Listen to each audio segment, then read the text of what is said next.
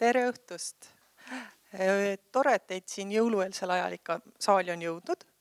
Meil on täna selle aasta raamatuaasta kohtumistest viimane. Raamatuaasta veel läbi ei saa, nii et veebruaris ja märtsis on meil ka veel viimased kohtumised plaanis.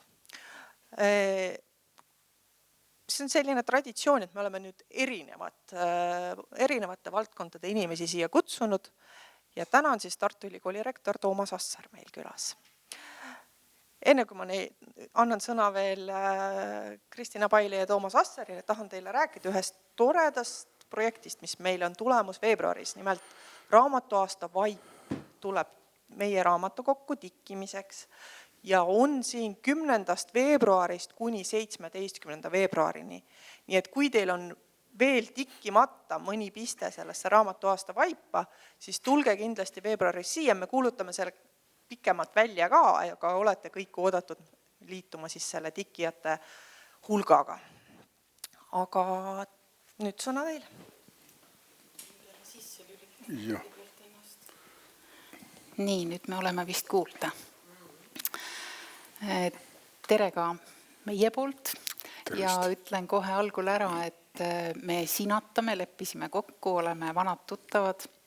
Kuna mina olen ka pool oma elu töötanud ülikoolis, siis oleme kolleegid ja püüame täna rääkida nii raamatutest kui ka laiemalt kultuurist ja ka Toomase elust. Alustaksin kõigepealt lapsepõlvest. Et sa oled sündinud Jõhvis 9 aastat peale sõja lõppu. Just. Et mida sa ütleksid Jõhvi kohta ja oma lapsepõlve kohta sellises multikultuurses paigas? Et mis seda iseloomustas? No ma ei ole sõna otseses mõttes ju jõhvlane. Et sünd tõesti on Jõhvis olnud, aga selle taust on see, et isa ja ema mõlemad on arstiteaduskonna lõpetanud ja isa konkreetselt sattus sellesse lendu, kes võeti ülikooli järgselt sõjaväkke. Need nad läksid tegelikult see arstide lend, kes lõpetas, need läksid peaaegu vist küll in corpore, aga nokiti veel ka natukene andekamaid. Nii et võeti Vene kroonu ja see on ka põhjus, et isa jõudis. Nad olid küll Kaliningradis, aga siis nad jõudsid, mõne aja pärast jõudsid ka Eestisse siia ja minu sünd on siis Jõhvi.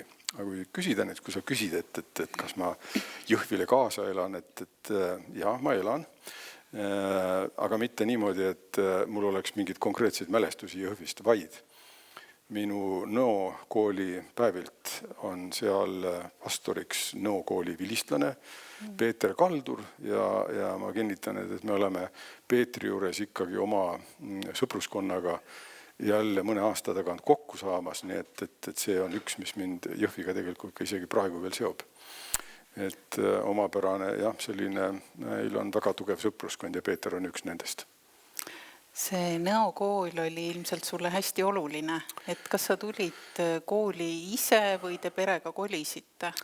Ei, sinna ei pidanud kolima, vaid see on minu kindel otsus ja kui me siin raamatutest hakkame rääkima, et siis tunnistan, et Nõo koolil on päris suur roll, et minu seotus kirjandusega ja eriti just see kooliperiood ja tegelikult on ka hilisemasse ellu jäänud päris nii tugevalt sisse, et tõsi, hilisemad administratiivkohustused võib-olla ei võimalda nii palju lugeda, kui tahaks, aga näiteks just see Nõo periood ja siiski ka enne seda, et ma elasin enne või me elasime tegelikult pikalt Räpinas ja siis nii sellest Räpina perioodist kui ka hilisemalt Nõost, et sealt eriti Nõost me saime ikka päris sellise tugeva kallutatuse kirjanduse ja tunnistan ka, et luulevaldkonda, see oli omapärane periood Eesti elus, Eesti kultuurivaldkonnas, et vanemuine oli sellises hiigla ajas, et oma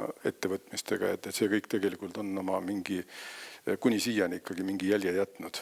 Aga Jõhviga seob jah konkreetne isik ja natukene ikkagi vaatad tagasi, et missugune seal võis olla, aga Jõhvi oli juba siis linna staatuses aga no eks ta on olnud tööstuslind ja kõige sellest tuleneb aga.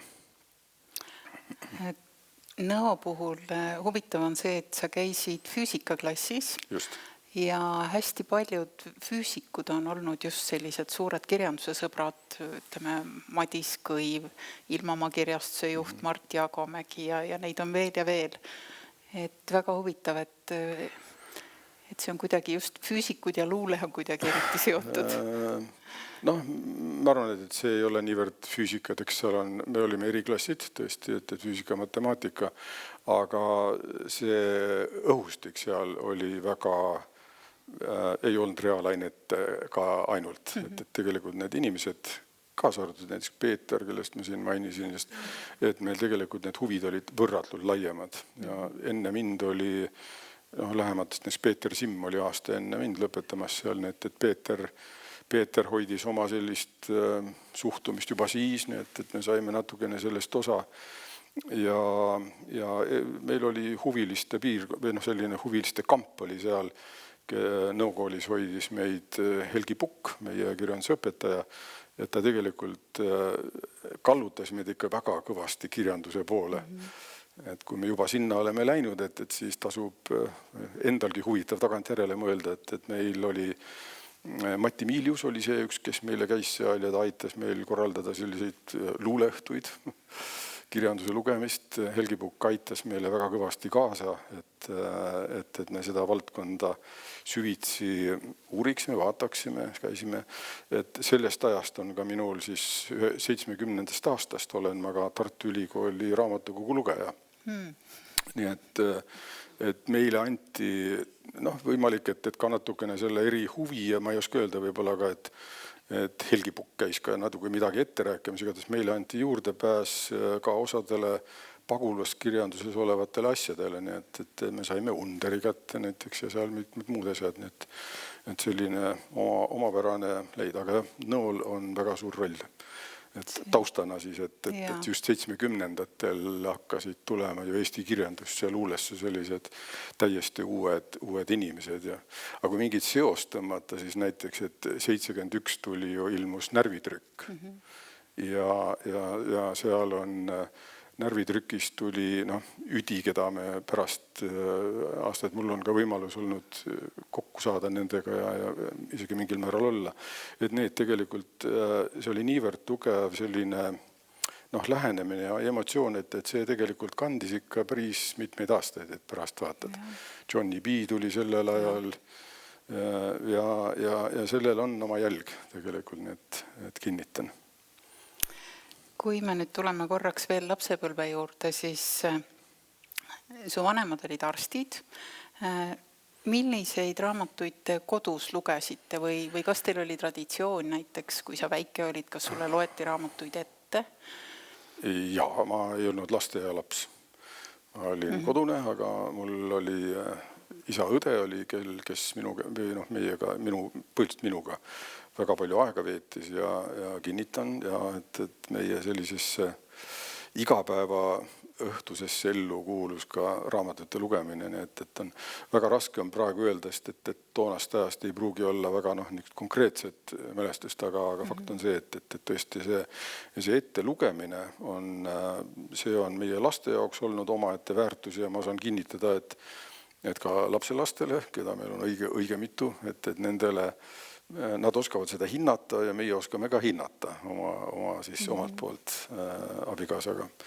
Et see on üks selline omaette väärtus lugemist ja nad kuulavad teised, et siis kuulad ja vaatad, et siis hakkad ka ise tajuma, et mismoodi ise võiksid kuulata ja mismoodi see on.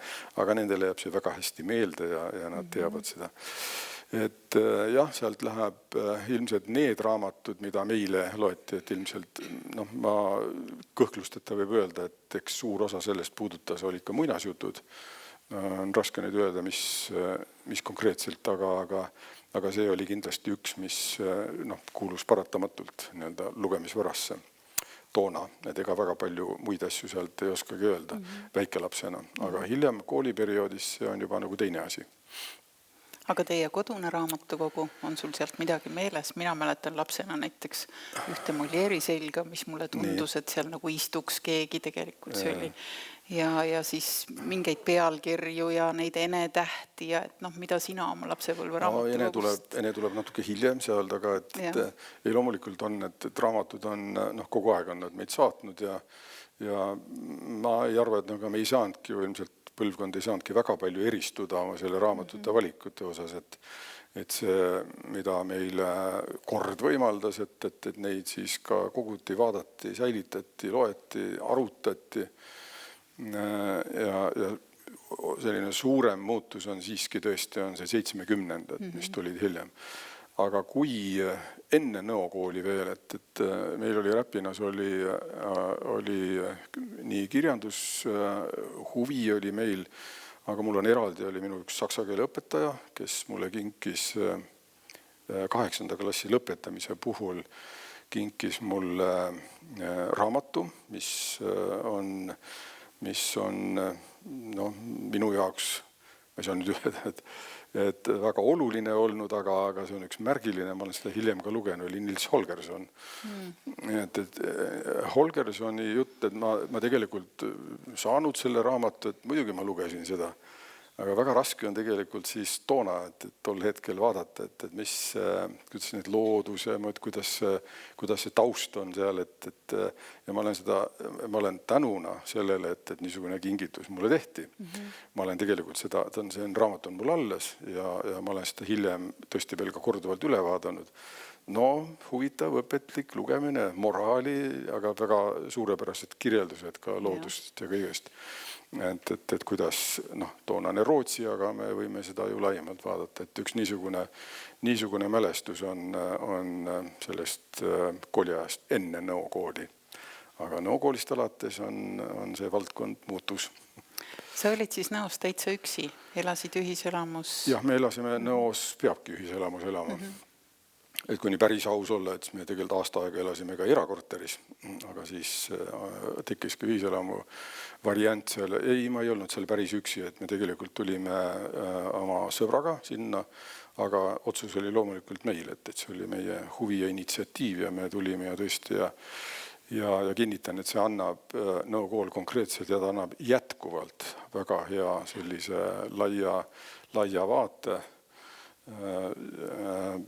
ja mitte ainult reaalainetes. Et see on võib-olla, et selle kooli väärtus ongi võib-olla selle hariduse väärtus, mida tegelikult tulles nüüd korra praegu see, kus ma olen ülikoolis, et ka praeguse ülikooli hariduse eesmärk võiks olla, et seda humanitaarset komponenti ja kaasa arvatud kauneid kunste, et võib-olla suurema ja laia pakkumusega võiks ka praegu isegi meil esitada. Rohkem klassikalist ülikooli?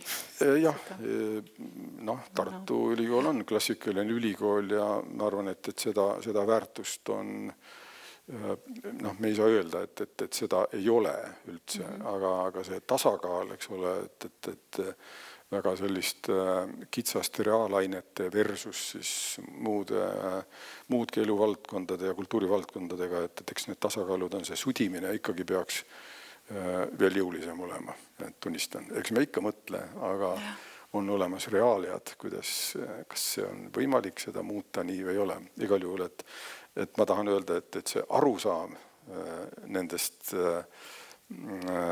selle laiema valdkonna olulisusest, et see on see, mida ma oskan kanda ja mõistan. Seda on väga tore kuulda. Aga nüüd veel viimane küsimus koduse raamatukogu kohta, et kas see oli juba see koht, kus sa kindlalt said teada, et sa tahad saada arstiks? Kas need olid su vanemate arstiraamatud? Arstiraamatuid oli mõistetavalt ka, vastab tõele. Aga ei, see kindlasti ei olnud nüüd kallutamise koht, et ma nagu nimetuski ütleb, et ma läksin ikkagi füüsikaklassi, millest tähendab, et siis oli mõte, et võiks seda valdkonda lähemalt vaadata. Küll aga oli seal taustal ka veel mõiste bioloogia. Et mina mõtlesin, et on olemas niisugune huvitav nimetus, on nagu biofüüsika. Et siis panneks kokku, on bioloogia huvi ja füüsika, et siis saabki biofüüsikaks. ja see mõte tegelikult ikkagi, et ei, et see pole nüüd päris see, et see vast tuli, minu arvates tuli see viimasel aastal, aga sõbrad ütlevad, et ei, see oli varem. Nii et ma ei tea ka, kus see tõde on, aga fakt on niimoodi, et niisugune see otsus on olemas. Et natukene kaudselt ütleb see sama närvitrükk. Selles on ka natukene väike vihje, et ilmselt siis oli see närv oli juba siis, millele võis mõelda. Nii et ei saa välistada päriselt, aga ega ma ka täpselt ei mäleta.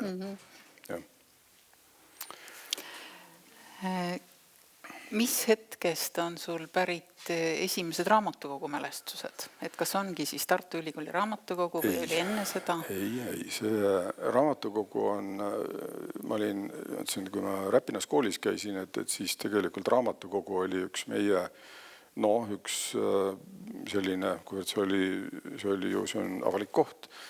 See oli, ma ei oska nüüd öelda, et see nüüd kõik päevad täitis, aga tegelikult oli see üks väga sage külastuskoht, aga fakt on see, et see oli ka tõesti esimene selline, kus nii-öelda raamatukogundusega oli.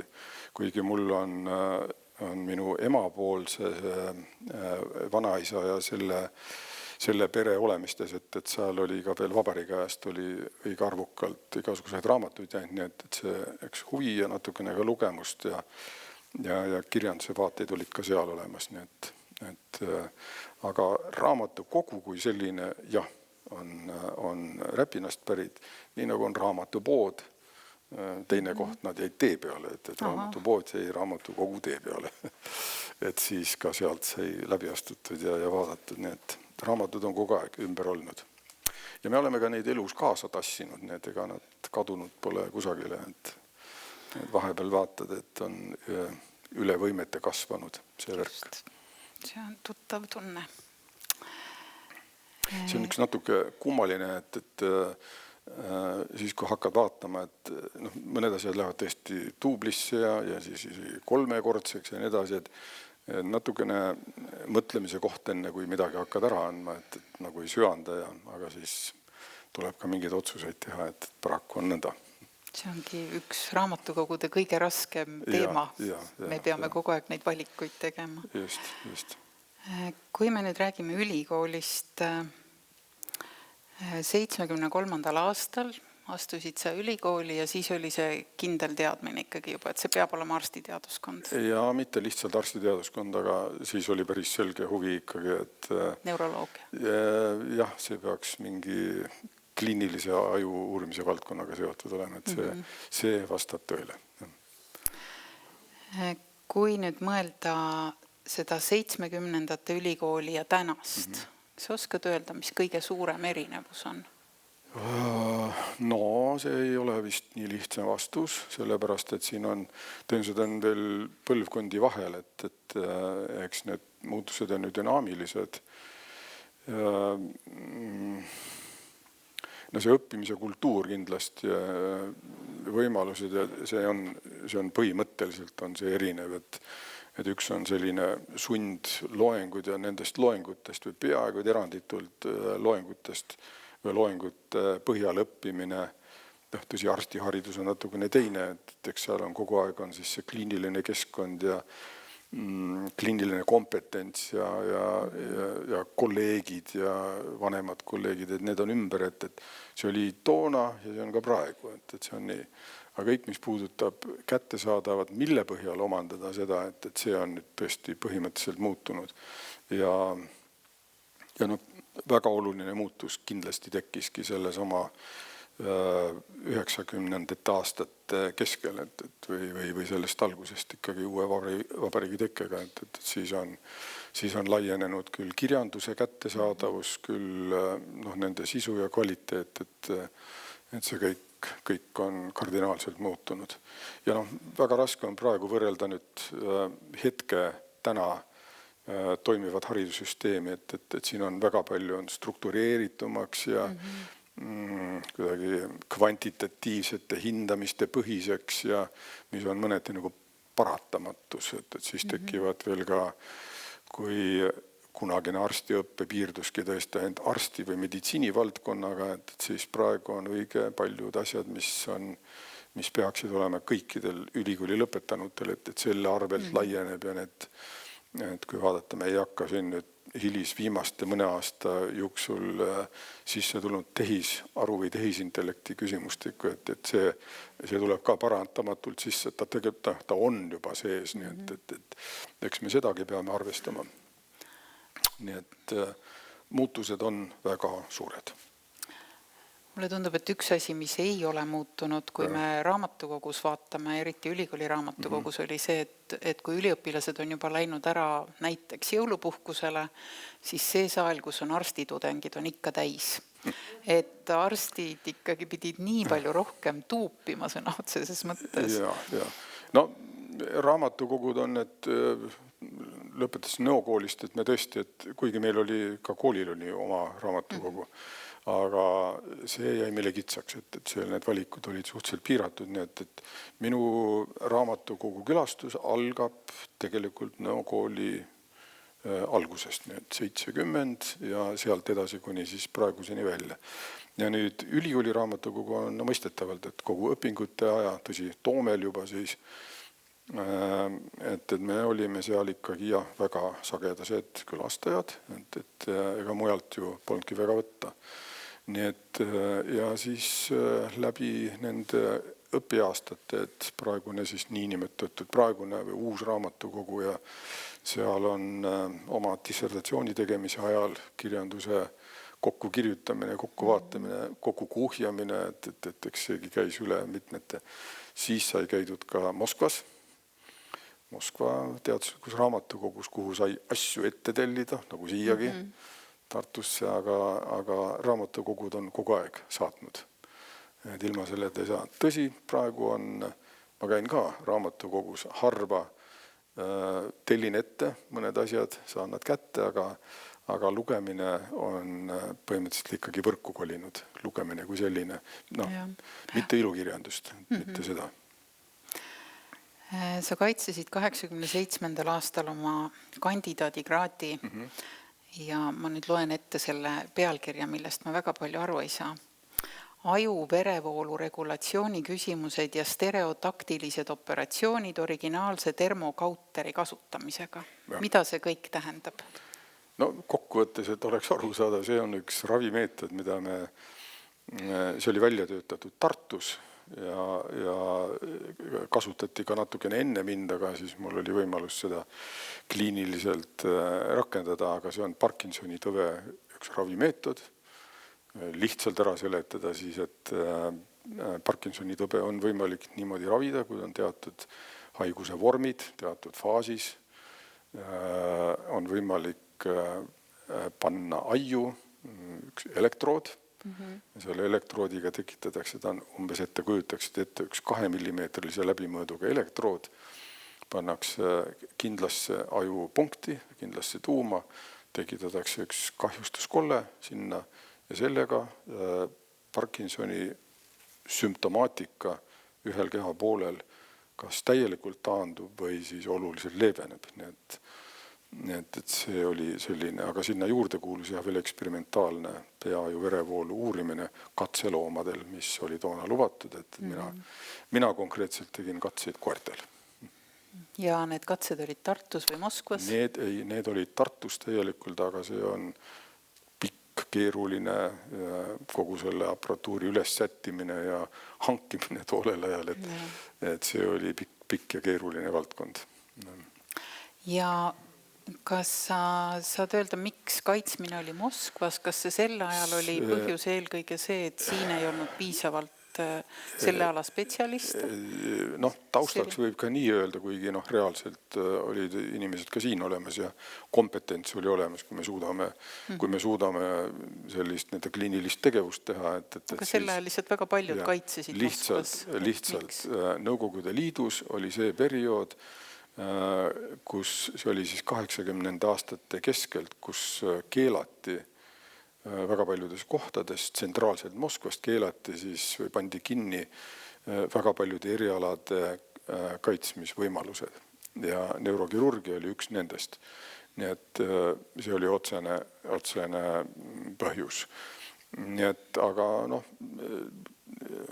kuulajatele siis, et Moskva teie teadmiseks selle Neurokirurgia Instituudi isiku nimi on Burdenko. Burdenko nimeline Moskva Neurokirurgia Instituut. Teatavasti Burdenko on Tartus hariduse saanud, siin professor olnud ja Burdenko sammas oli praeguse Riigikohtu ees 2 puu vahel, seal kus on Schütte monument, seal selle lähedal oli Burdenko. Aga siis, kui me vaatasime, et Burdenko oli akadeemik ja ta oli Nõukogude Liidu, ta oli selle komisjoni eest vastutav, kes Katõni kogu selle veretöö meditsiinilist poolt siis kinnitas, et ei, et see on tehtud vastaspool sakslaste poole pealt, et mis on kaugel, väga kaugel tõest. Et tegelikult oli siis, see oli üks otsus, mis siin Eestis sai tehtud, et Burdenko mälestussammas läks siit ära. Ja, aga mul on pilt sellest säilinud veel. Nii et kaitsmisega oli nõnda. Kas kaitsmine Moskvas möödus rahulikult? Ma mäletan oma isa juttudest, tema kaitses aasta hiljem ka Moskvas, Helmolt siis. Tegelikult Moskva kolleegidega on need sidemed olid meil tegelikult väga head, kollegiaalsed ja ei, see ei olnud probleem, et see võeti väga tunnustusega vastu, et see metoodika, mis me siin, et see konkreetne aparaatne lahendus oli Tartu oma, aga iseenesest, et ühes kohas või ajupiirkonnas mingi kahjustus tekitada, selleks oli ka teisi meetodid olemas. Nii et see Tartu meetod levis siis toona veel selles Nõukogude Liidus veel õige mitmesse kohta. Nii et, aga ei, meil on kollegiaalsed väga, ei ole ju kahtlust, et Moskva ta on jätkuvalt muuseas üks nii-öelda maailma käivetelt ja oma innovatiivsetelt lahendustelt on ju väga tugev. Ja ta oli siis tugev ja on ka praegu. Ise küsimus, et kolleegidega ei ole sidet enam. Ja.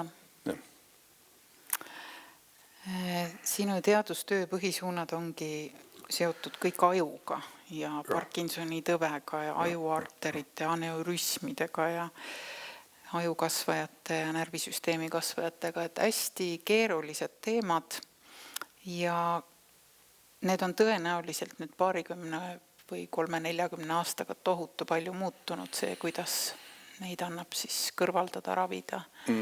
No, kui me väga nii meditsiiniliseks juba oleme läinud raamatutest järjest kaugemale, et siis ma võin korraks valgustada, et et minu konkreetne kirurgi valdkond on olnud tõesti veresoonte kirurgiliselt ravitavad haigused ja nendest on siis üks on ajuarterite aneurüsmid, mis üldreeglina on äge haigus, et inimene ei ole sellest teadlik enne, kui on haigus käes. See tuleb ootamatult ja tõesti on raske patsiendile tihti surmlõppega, nii et nende ägedas faasis nende ravi. Et sellega ma olen tegelenud ja selles on ka viimase 10 aasta jooksul väga suured muutused, et kui meie varasemalt näiteks minu praktiseerimise ajal kuni ütleme 2015. Või 2010. aastani, et polnudki väga muid variante, et tuli ainult kirurgiliselt sekkuda, et siis nüüd praeguseks on veresoonte kaudseks läinud see metoodika valdavalt. Aga ka siis värinekirurgia on ikkagi alles. See on suure mikroskoobi all tehtav asi, et kolleegid tegevad sellega edasi praegu. See on üks minu valdkond olnud. Ja juba mainitud Parkinsoni haiguse ravi oli teine, et milles on ka väga oluline muutus toimunud, nii et me siin alustasime 97. aastal, kus me siirdame siis elektroodid peaaiu ja stimuleeritakse, nii nagu on südamestimulaator, stimuleeritakse teatud ajupiirkonda, et need haigusnähud siis alla suruda. See ei võta haigust ära, aga ta pärsib neid sümptomeid väga jõuliselt. Need on need valdkonnad, aga seal on väga palju teisi asju on, et kui juba nimesid oli puudutatud. Sul oli võimalus ka 88–89 olla Jaapanis stažeerimas, et kuidas see sel ajal õnnestus? see välja, Eestist välja, ütleme siis toonasest Nõukogude Liidust välja, et see oli aastaid, selline võimalus oli olemas, nii et eeltingimus on, et peab olema, teaduslikus mõttes peab olema mingi kraad, et see temaatika ja siis oli selliseid, toona nimetasime seda stažeerimiseks ükspuha, et see on praegu, nimetame järeldoktorantuuriks või teadustegevuseks. Et selline võimalus ja seda kasutati avaliselt küllalt palju. Et minul konkreetselt oli kindlasti sellest, et rääkides nüüd pea ju veresoontest ja haigusest, et siis see koht, kuhu ma valisin, võiks minna, on Sendai linn, see on Tokyost umbes natuke alla 300 kilomeetrini, et kiirrongiga sõita on alla 2 tunni. Tohoku ülikool, mis on praegu, on ka üks Jaapani tippülikool praegu. Ja ma veetsin seal enam-vähem aasta. Ma olen seal korduvalt käinud oma kolleegide juures ja viimati ma käisin seal oktoobri alguses. Ma olin tagasi kutsutud sinna ja ma kohtusin seal umbes oma 100 kolleegiga, kes on siis Tohoku ülikooli selle valdkonna lõpetanud, et ma olin seal aukülaline, paluti ka esineda loenguga ja oli uhke tunne vaadata, et oli Eesti ja Jaapani lipp oli seal meie 100 ees välja pandud. Et nad tegelikult see oli, et kui me juba sinna jõudsime, järjest kaugemale oleme raamatutest. Et see oli iseenesest huvitav, et ma läksin 88. aasta sügisel ja me olime just saanud oma nii kaugele, et sinimustvalget lippu võis näidata võis. Nii et mul oli suur rõõm oli võtta see sinimustvalge väikse lipukesena kaasa ja siis kolleegid panid osakonna seina peale selle üles ja suur rõõm on, et tegelikult need oli väga hea tunne, et kolleegid mõistavad tegelikult, et muidugi, et tuli Nõukogude Liidust, aga me tegime asjad selgeks kohe. Ja tegelikult seda hinnati praeguseni välja. Üks väga tore kogemus oli kolleegi Nobukazu ema, kes oli hariduse saanud siis enne seda, näiteks tema kuuldes, et ma olen Eestist, teadis väga hästi, et mis on Eesti ja mis ta tegi ja et väga soojad mälestused, väga rääkimata professionaalsest tasemest, mis seal oli. Tõsi, et seal ma ei saanud, eriti jaapani keelt ma ei omandanud siiski ära, aga et hiljuti ilmus ka siin oli tõlgitud, see on üks Austria kirjanik, oli Piivujärve 8 lugu, et see on Kyoto lähedal järv, et ma tegelikult sel aastal käisin ka Kyotos, et siis mul oli hea sõita, et me sõitsime Kanasaavast tulime, et siis oli see Kivujärv oli kõrval ja siis oli vaadata, et ma juhuslikult tahtsin, et siis ka oli film eestlastel tehtud, et selline huvitav kokkusattumus. Võitis palju preemiaid. Jah, see on mitmed novellid, et omamoodi tore raamat, ma ütleks nii.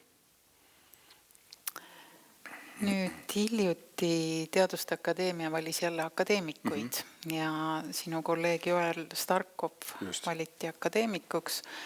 Sind valiti juba 2011.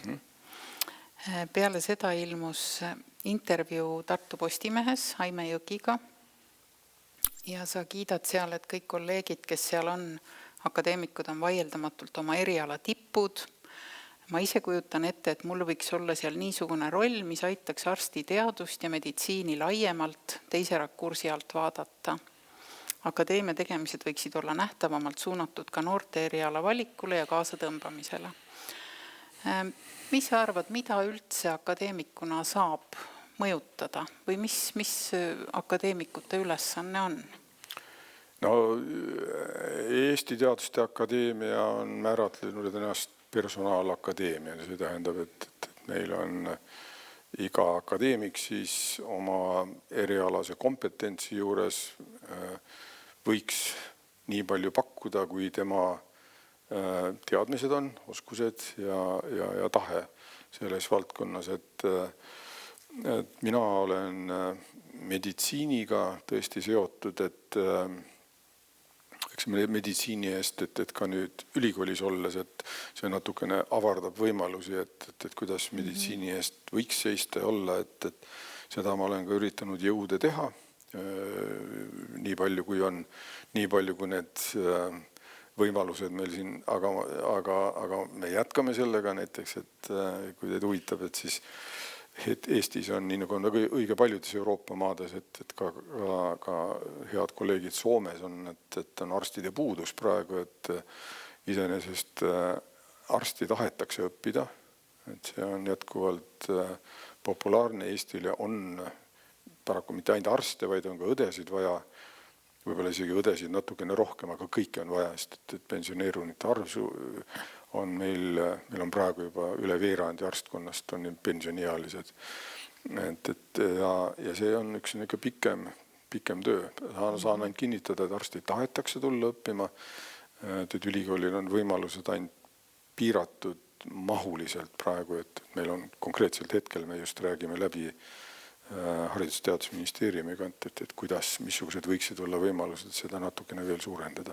See on nüüd seotud selle kriitilise Tallinna haigla teemaga. Ja noh, see, kus nüüd tulles akadeemia juurde, et mis akadeemia roll on, et eesmärk on, et meil peaks olema doktori kraadiga arste oluliselt rohkem. Ehk minu enda panus on konkreetselt, et minu juhendamise alt on 10 doktorikraadi kaitsnud, nendest on osad on minu hea kolleeg, näiteks Pille Taba on ka professuur praegu, seal on veel Andres Kulla, kes oli ka on professuuri tasemele jõudnud, tõsi küll ei ole Eestis praegu veel, Toomas Toomse on professor Tallinnas praegu. Nii et see on üks akadeemia kohus, et akadeemilist järelkasvu oleks, aga ja erialaliselt on, ma arvan, et õige mitmel on väga tugevad kirurgid, kes on seda väga kitsast ja väga fokusseeritud valdkonda edasi vedamas, nii et kas siin on jälle nüüd takistuseks see sama probleem, mis mitmel erialal, et ülikooli lõpetades mujal on palk tunduvalt parem, kui et ülikoolis õppejõuks jääda? No ma arvan, et palk võib alati ja seda võib ka alati põhjuseks või nagu väideta, et kas tahad tulla olla või ei taha olla. Ei, ma arvan, et palk ei peaks olema vast küll hetkel mingi vastuargument mitte teha või tulla, et pigem peab olema mingi kutsumus siiski akadeemilist karjääri teha, et siis peab olema ikkagi mingi huvi või noh, mingi seesmine valmidus seda tööd teha, et see ei ole kunagi selline palga küsimus.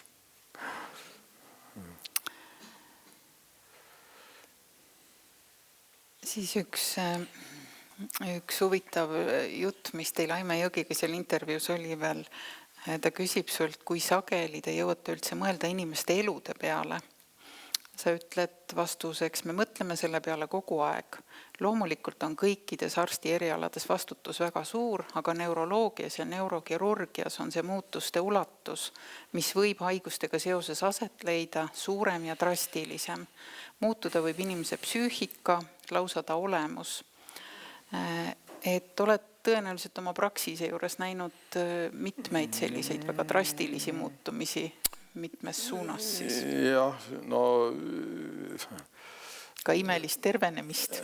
No jah, vastab tõele, et on mõnikord öelda tõesti, et ootamatult edukalt on läinud mõned asjad. Vaatamata ravile patsient. No võib ka selle komponendi juurde jätta, aga neid olukordi tegelikult ilma igasuguse irooniata, et tegelikult ongi olukordi, kus me ei tea, miks läks just niipidi, ütleme halvamise mõttes ja vastupidi ka, et ega me mõnigi kord ei tea, et miks on näiteks ootamatult siuke hea kõrge kvaliteediga paranemine, et jääb alati mingi määramatuse komponent.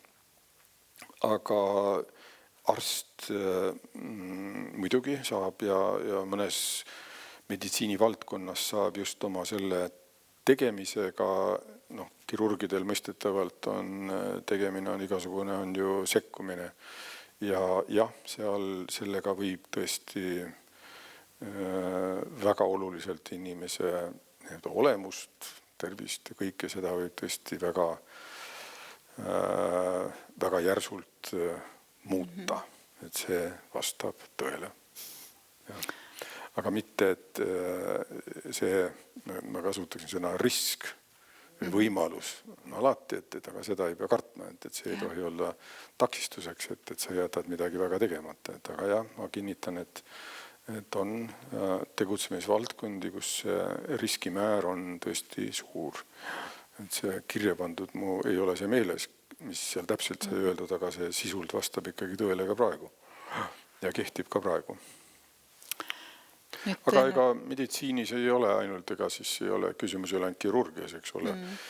Tihti on tegemata jätmised ja otsustamatused, et ka nendel on omad olulised tulemid või tagajärjed, et mõnikord tuleb risk võtta ja tegutseda, ei tohi otsustamata jätta.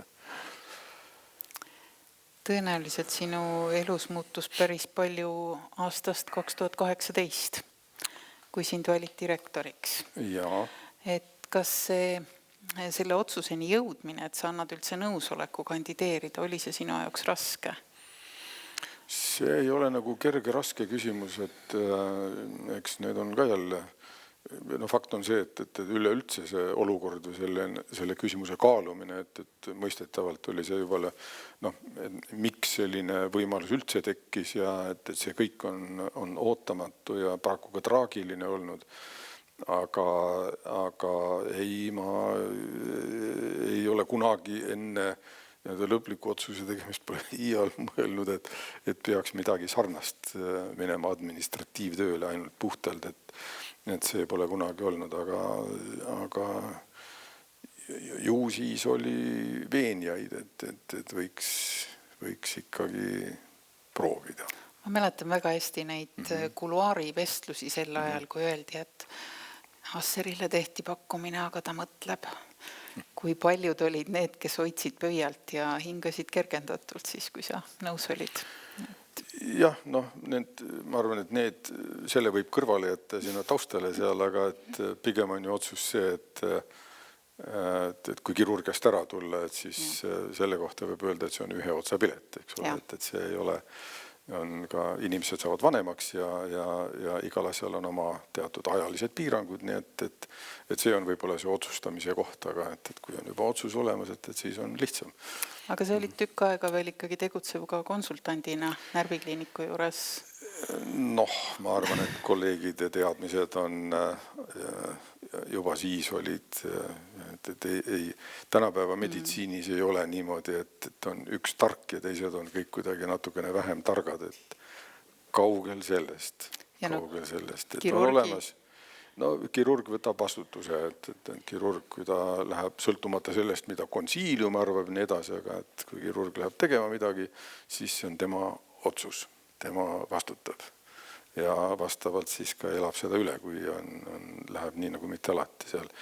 Aga ei pea enam arvestama, et nii nagu ka teaduses, et võib-olla paljudes teaduse valdkondades on tõesti väga suured sellised konsortsiumid ja inimesed töötavad, kes on grupitööd.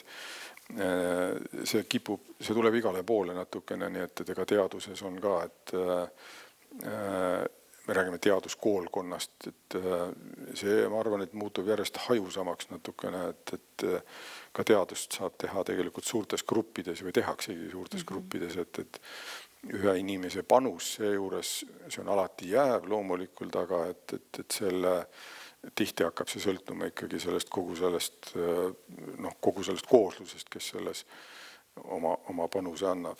Aga jah, meditsiinis on võib-olla kliiniline tegutsemine on üks ja teadus selles valdkonnas on natukene teine, aga alati jääb loomulikult, et ka teaduses on, et sul peab olema huvi, sul peab olema visadust, püsivust, tolerantsust peab olema, et siis välja vedada ja lõpuni välja minna.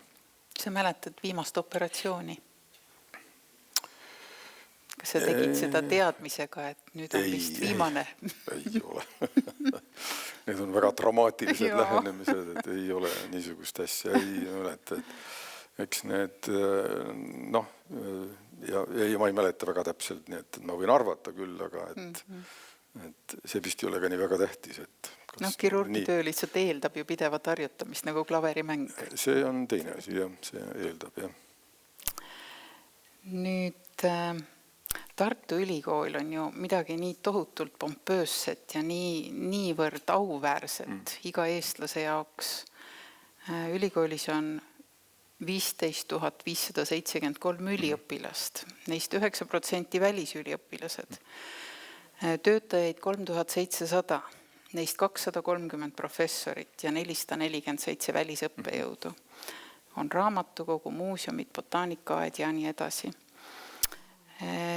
Et Eesti riigis kõlab see Tartu Ülikool peaaegu sama uhkelt kui president ja meil on ka üks näide. Üks ülikooli rektoritest on ju praegu president, teine rektoritest on olnud minister. Oled sa mõelnud sellele? Ei ole mõelnud. Ma arvan, et ei peaks ka mõtlema.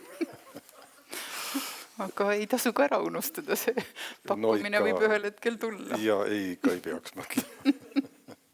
Tuleb ikka maiseks jääda.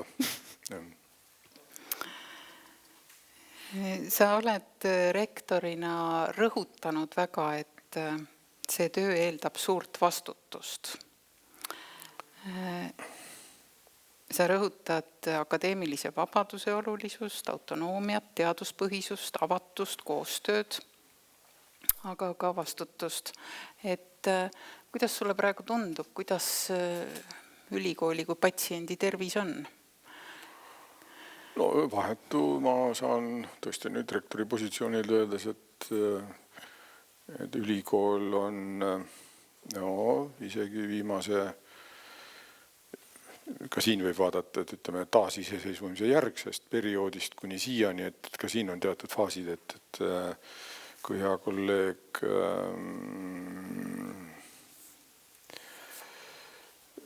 või kolleegid mitmuses siiski, et alustasid 90-ndatel, et siis oli päris teistmoodi olukord, et ülikooli pidi hakkama läände keerama, nii et Peeter Tulviste, ma võtsin ka ühe Peetri raamatu teile tänaseks siia kaasa veel, et Peetri panus on ikkagi väga suur.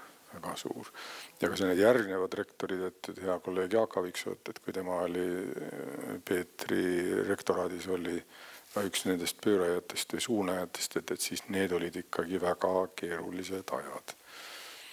Seal on selles Peetri raamatus on ka natuke meelde tuletatud, et nagu Peeter ise ütles, Peeter Tulviste, et see oli niisugune hetk, kus nagu sõidad autoga, mida sõidu ajal remondid, ise teed reeglid, ehitad teed vahepeal ja see kõik käib, et enam-vähem niimoodi ka oli, nii et siis oli põhiline eesmärk ikkagi Tartu ja Eesti nähtavamaks teha maailmas. Selleks käidi ka ja pingutati ja muidugi saadi ka suunised ja me oleme seda suunda siiani jätkanud. Ja ma saan kinnitada ainult nüüd nii oma positsioonilt, et Tartu on tuntud. Tartu Ülikool on maailmas tuntud. Me oleme tegelikult, mitte ainult Euroopas, aga me oleme tegelikult ka, ma olen rektorite ringis, rahvusvaheliste rektorite ringis ja meid teatakse, meid kutsutakse, meie käest küsitakse, meid hinnatakse. Nii et see on tegelikult tunnustus kõikidele nendele kolleegidele, kes enne on. Ja ma arvan, et ega siis ülikooli kandmine ei ole ainult taasiseseisvud aja saavutus, et selle taga on ikkagi jälle aastakümnete sadade töö ja seda tuntust me siis saame lihtsalt edasi arendada siin. Aga nii, et kui tulla, siis ma ei oska öelda, mina ei ole ilmselt kõige parem hindaja, aga ma arvan, et ega selle tervis nüüd nii halb ei ole. Et ta on peaks ennast küllalt hästi tundma. Tundub, et on päris hästi. Kuigi ta hakkab 400 saama varsti. Aga kõbus vanake. Jah, ma arvan, et selle vanuse kohta on ta päris kõbe. Te olete abikaasaga mõlemad arstid, aga kas mõni su 3 lapsest on ka arstikutse valinud? Vanem poeg, jah. natuke noorem tütar, jah. Oi, see on küll hästi. Ja 3. poeg, tema on IT-valdkond. Aga nii, et 2 tükki on 3 lapsest on arstid. Ja kas oma lastele oled ka õhtujutte lugenud? Et see ettelugemise traditsioon ikka jätkus? Jaa, jätkus. See on, ja ma ütleksin endale naudinguga ja võitluses unega arstid. Aga nauditav olnud, kinnitan kõigile 3, aga tõesti küll erinevad raamatud on olnud, aga et ikkagi väga tore hetk on olnud, aga nüüd on lapselapsed.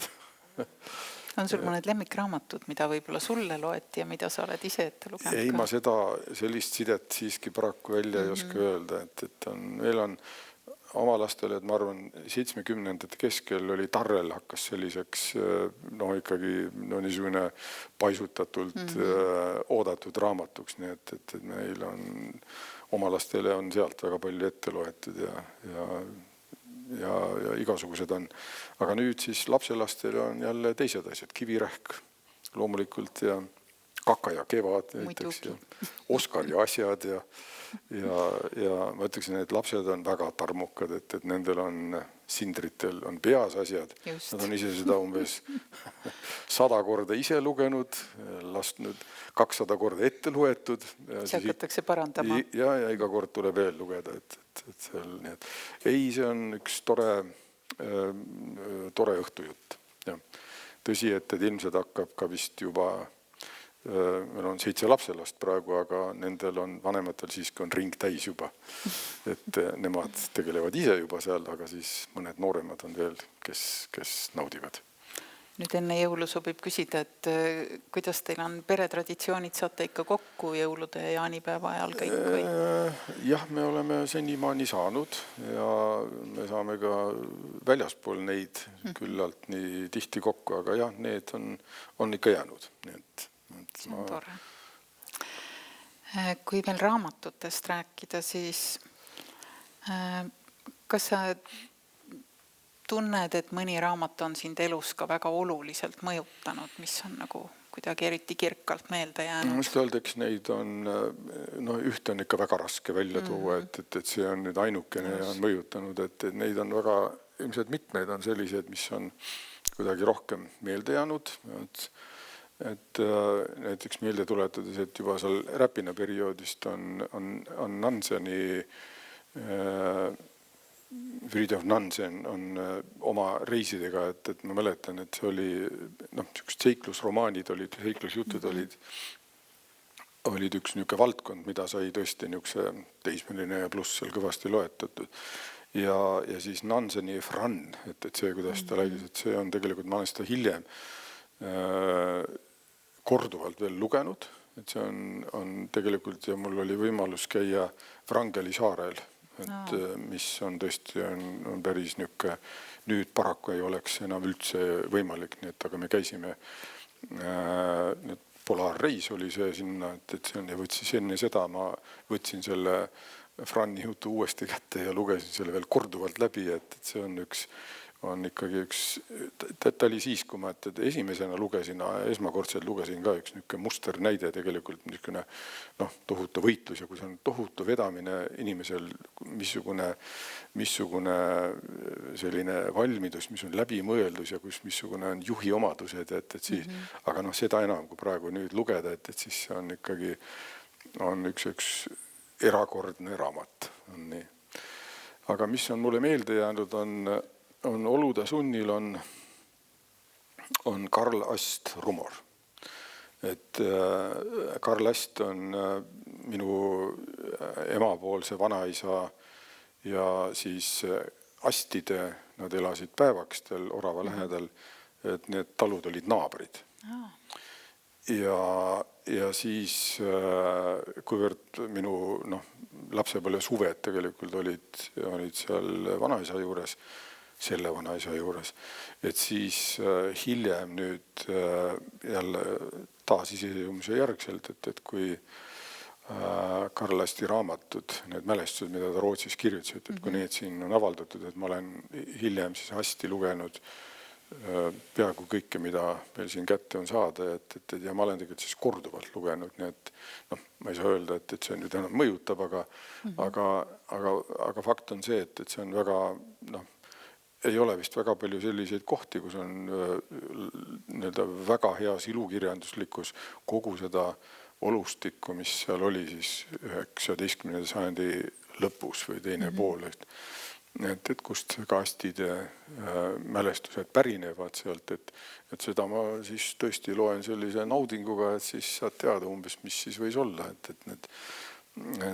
astide olemasolu oli seal, see oli mul teada, aga et seda kirjeldust seal, et see võtab kogu selle Lõuna-Eesti ja laiemalt siis sealt üle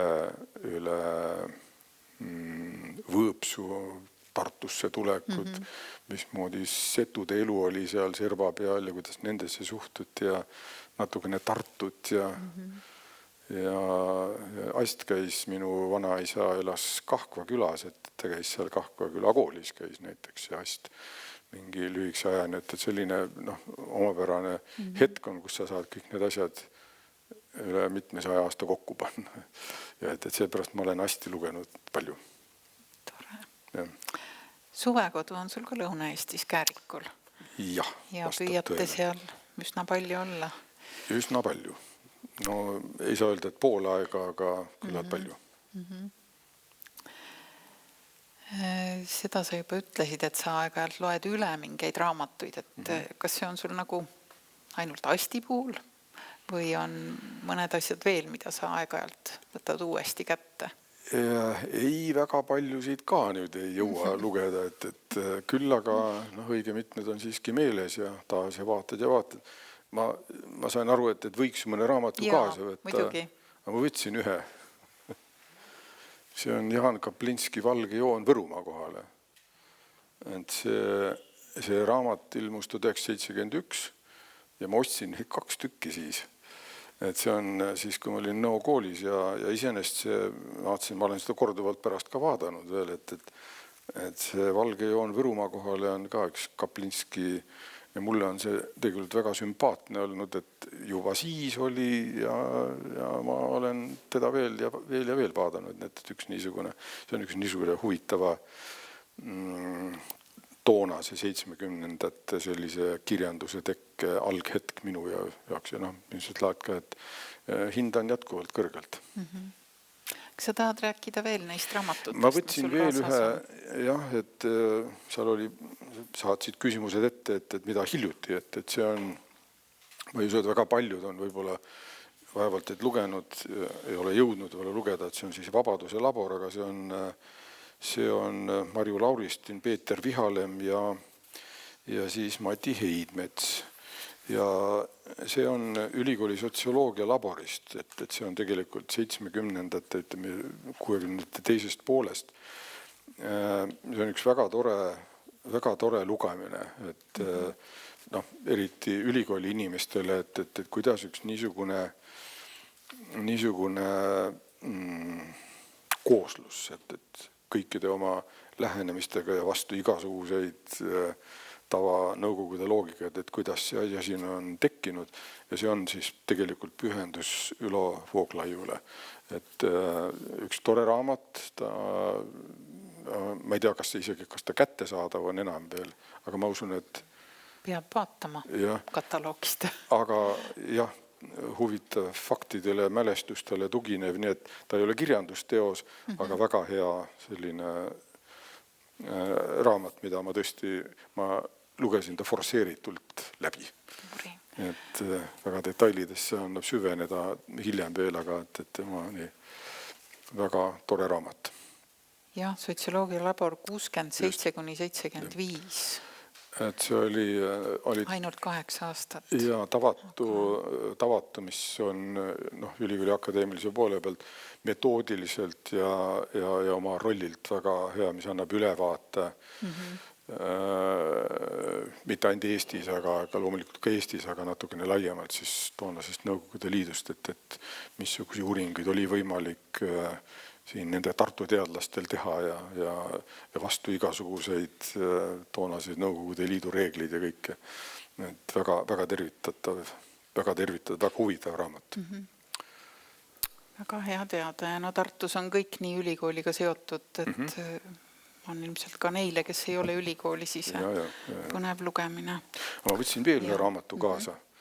See on Peeter Tulvistest ja ma ei oska öelda, et ta ei ole nii väga kättesaadav, ei pruugi enam olla, aga kuivõrd me Tartu Ülikooli poolt natukene toetasime seda, siis ma võtsin selle igaks juhuks kaasa ja annan sulle üle. Oi kui armas. Suur aitäh. Võib-olla saad, kas see jääb siia kuhugi või ikka see jääb raamatukogule. Igal juhul, et see on siis üks niisugune tore raamat Peetrist, kes oli väga olulist rolli täitis ülikooli algusest. See on tema 80. sünni aastapäeva puhul siis üllitatud tema sõprade ja kolleegide poolt. See on kellegi alarm. Toomas läheb uurib. Aga muid raamatuid ma ei hakanud küll kaasa võtma, et siin on alarm, et rasked, mahukad ja nii edasi, et muidu ma oleks võib-olla asti kaasa võtta või edasi. Meil on hetkel ka raamatud on pakitud ja siis ma ei oleks neid kätte saanud. Sa kolid? Ei, me ei koli, aga korraldame selle asju, et see jäi ette. Aga niisugune, jah, et sellised raamatud. Kuidas sul praegu on? Sul on kindlasti kodus hästi palju raamatuid. Kas sa ostad neid veel või sa laenutad? Mahub veel mõni uus raamat? Mõned asjad ma olen tõesti ka laenutanud, aga lühiaegselt ja väga selge sihiga, et siis ühte või teist aspekti vaadata. Küll aga abikaasa Karin, et tema on selle raamatukogu lugeja ja on sagekülaline siin, mis tähendab seda, et natukene vihje ka, et raamatud on tegelikult suhteliselt kalliks läinud ja ei ole mõistlik lihtsalt kõiki asju tõesti omandada, et on lihtsam neid siit laenutada ja vaadata. Aga kui on ikkagi huvipakkuv raamat, et siis me ikkagi omandame selle ja ka ostame neid, nii et raamatuid neid on jätkuvalt palju. Kas sa loed rohkem ilukirjandust või pigem erialakirjandust? Häbi tunnistada, et ma siiski väga palju ilukirjandusraamatuteni otseselt, ma olen proovinud, aga ma ei ole siiski, ma ei saa öelda, et ma ei saa uhkeldada sellega. Küll aga ma olen regulaarne akadeemia, ma enam-vähem vaatan loomingut, ma ostan loomingut ja ma olen jõudumööda, ma olen vaadanud ka siiski loomingu raamatu kogusse, kuigi näiteks Nõokooli ajast, et ma korjasin need kõik, mul oli aastate kaupa, aga see kõik ei ole võimalik, nii et natukene vaatan Kuldsarja, närvitrükk veel oli seal ilmunud ja seesama Piivujärv ja mõned asjad, et üritan üht-teist vaadata. Looming oli see, mida ma olen siiski küllalt nii regulaarselt vaadanud, seal enam-vähem saad ülevaate, et mis meie kirjandusmaastikul toimub. Aga ka tunnistan, et ma ei oska öelda, võib-olla sisu on natukene muutunud, et ma ei ole enam nii süstemaatiline vaataja sinna sisse. Nii et küll, aga ma ei ole võrdunud siiski päris lugemisest, et eelistan raamatute lugemisel selgelt ikkagi füüsiliselt raamatut ennast, et mitte digitaalkoopiat, et kõik mõistetavalt on lõpmatu hulk igasugust eriala on väikseks jäänud siiski, aga et muud kõik, et need kõik on digitaalsel kujul praegu. Ilmselt sa oma igapäevatöös pead ka nii tohutu palju lugema, et õhtuks võib-olla on silmad ka väsinud. Ja siin see sõna rõhutatud, et peab lugema seda tõesti, et kõik ei taha, aga paljusid asju peab. Niimoodi, et... Kas sa oma töös oled saanud ka seda AI-d kasutada? Et mingeid töötuid dokumente lasta temal koostada? Ei nüüd koostada ei ole seal, aga aeg-ajalt mõne asja kohta küsid, et mis tema teadmised on seal. aga mitte sellistesse kohtadesse, et kus võib eeldada. Ma olen vaadanud siiski, et mõnda asja ta ikkagi ajab ka nii, see on siis hallutsineerimise mõiste, et see vastab tõele, et ta tõesti hallutsineerib, et aga meie kokkupuuted on rohkem see, et me vaatame ülikoolis, et kuidas seda süsteemselt õppeprotsessi jaoks ikkagi, et rakendada, et seal siis õigel ajal tuvastada ja puht protseduuriliselt, et kui natukene nüüd mõtlema hakata näiteks, et tudengitele öelda, et me arvame, et sinu töös on AI on ebaotstarbekalt või et ta ei saa näiteks, tudeng ei pruugi sisust aru saada, et mis sinna on kirja saanud. Et siis selle tuvastamine ja nii edasi, et me tegeleme, õppeprorektoraat tegeleb just sellega, et katsuda siin mingit reeglistikku ja süsteemi korraldada, et sellest aru saada ja siis katsuda ohjata, aga ülemaailmselt on see on paratamatus, ta on olemas juba ja peab hakkama saama. Räägime paari sõnaga kirjutamisest ka, et sa oled avaldanud üle 200 teadusartikli ja juhendanud, sa ütlesid 10 doktoritööd, mina internetist lugesin 11. No võib ka 11 öelda. Kas sul on praegu ka rektorina mõni kirjatöö käsil või need on pigem sellised administratiivsed Need on põhiliselt administratiivsed ikkagi seal, aga et kui kunagi aeg tekib, et siis vast küll, jah. Oled sa ilukirjandusega katsetanud? Ei, ilukirjandusega ei ole küll, aga mõned sellised natukene mõlgutan siiski, et mõned sellised ajaloolised, erialalised asjad, mis võiksid, ma lihtsalt tean, et need vääriksid kirjapanekut. Et mul on päris palju on alusmaterjali, aga et see võtab aega ja seda aega hetkel ei ole. Närvikliiniku ajalugu? Neuroloogia ajalugu? No seal on siiski detaile on väga palju, et mis on erialaga seotud, et ajalooline ühe või teise isiku panus näiteks, et see läheb kaugele üle Eesti piiride välja, et missugune panus on mõnedel kolleegidel siin olnud, et see väärib kirjapanekut, aga see jääb natukene mõne aasta tagusesse tulevikku. Aga tore, et see plaan on. Meil oli 2000. aastal oli ka raamatuaasta, nagu on nüüd see aasta. Kas sa mäletad seda eelmist ja mida sa arvad nüüd sellest aastast, et kas selliseid aastaid on vaja ja mida nad annavad meile? Oi, kindlasti ma arvan, et ei pea üldse kõhklema ja et on, kui nii aus olla, et siis eelmine riiklik raamatuaasta, et mina olin lõpetanud just siis oma dekaani tegevused, et mis tähendab seda, et enne seda natukene oli ka valdkonnas või arstiteaduskonnas oli ka just oli juttu ja et nii palju väike puutumus oli, aga et korraldamisega ja sellega ma ei olnud enam, siis ei olnud seotud. Et seega mul ei ole väga palju, ma ei saa öelda, et ma oleks olnud sellega väga seotud kuidagi seal. Aga fakt on see, et jah, ma tean küll, et niisugune asi oli, ma ka siis, kui see 450 sai tähistatud, et ka siis me lugesime seda oluliseks seal, aga ei olnud korraldamisega enam seotud. Ja. Aga siin ei olnud ainult siis, ega ka siis ei olnud ju tegelikult ainult minister ja ministeeriumi inimesed, et ülikool oli sellega ikkagi suuresti seotud, nii nagu praegugi. Nii, ja annaks sõna ka publikule, et kas teil on küsimusi?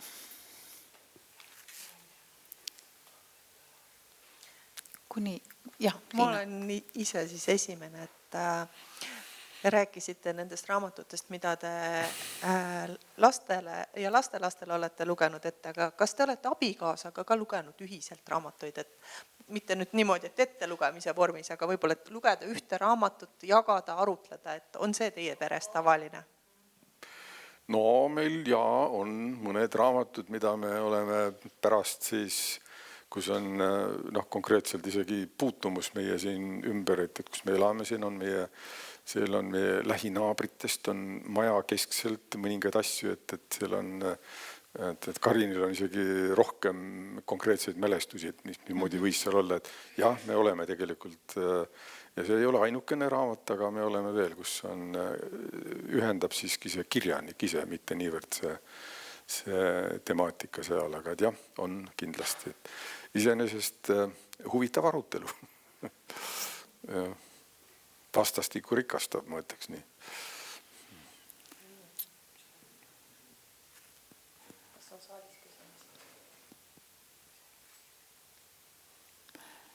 Muidu meil viimane küsimus oleks olnud lugemissoovitus, aga selle me juba rääkisime ära. Ja ma tegelikult seda Vabaduse laborit, kellel on huvi, et siis see tegelikult annab, et on päris huvitav rakurss.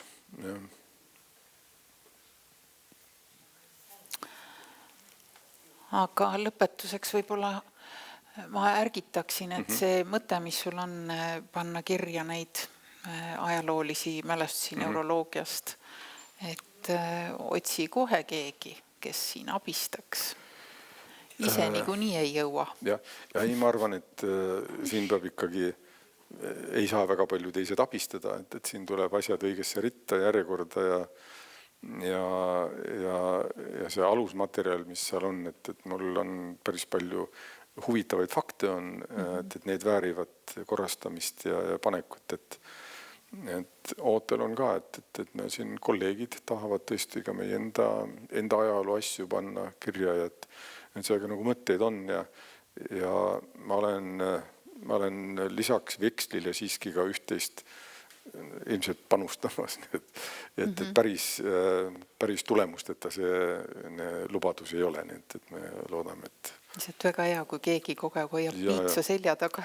Jah, et see konkreetselt on tõesti piitsa või vähemasti järjepidevust on vaja, et sudida natuke. Igal juhul väga suur aitäh, et sa tulid oma kiire graafiku juures täna siia. Ma tänan selle huvi eest, ja loomulikult ülikooli inimesena ma arvan, et meil on kohustus raamatu aasta puhul, kui on vähegi huvi, et siis oma roll ja oma panus anda. Suur aitäh ja palju jõudu. Aitäh. Suur tänu. Aitäh. Ahaa. Siin on üks raamatukogu raamat ja teine on see Pärski Eesti raamatuaasta raamat. Väga tore. Siiras tänu. Aitäh. Suur aitäh.